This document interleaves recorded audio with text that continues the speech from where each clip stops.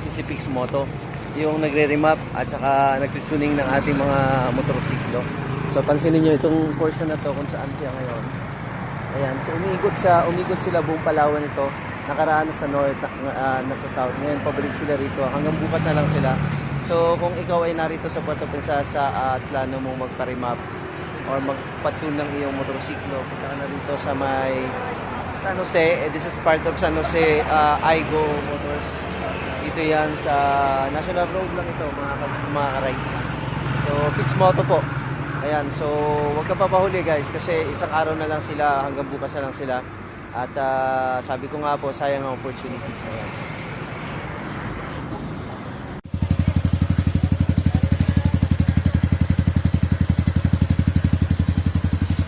Ito yung galing sa kalalagay lang.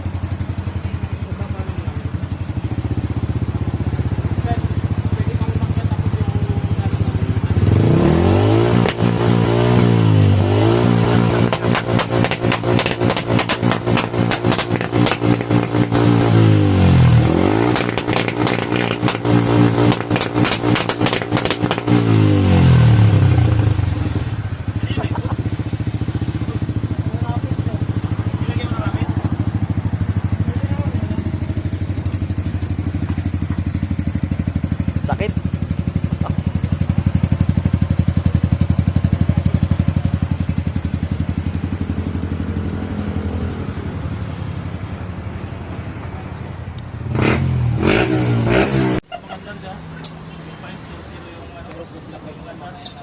Ano yun? Yung lumang fish bike yun. Ito kasi bago. Bigayan mo ba Diyos? Tanggal daw yan? Tangin? Tanggal yan.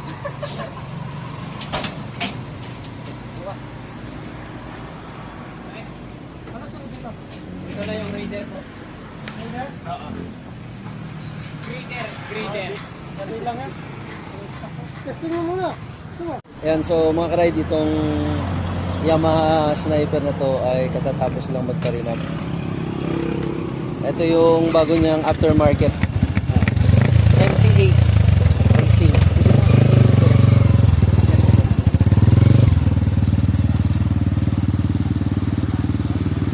Guys, so nakatanggap tayo ng sticker galing kay Pix Moto. Ayan, nandito po sila ngayon sa Aigo Motors sa may San Jose.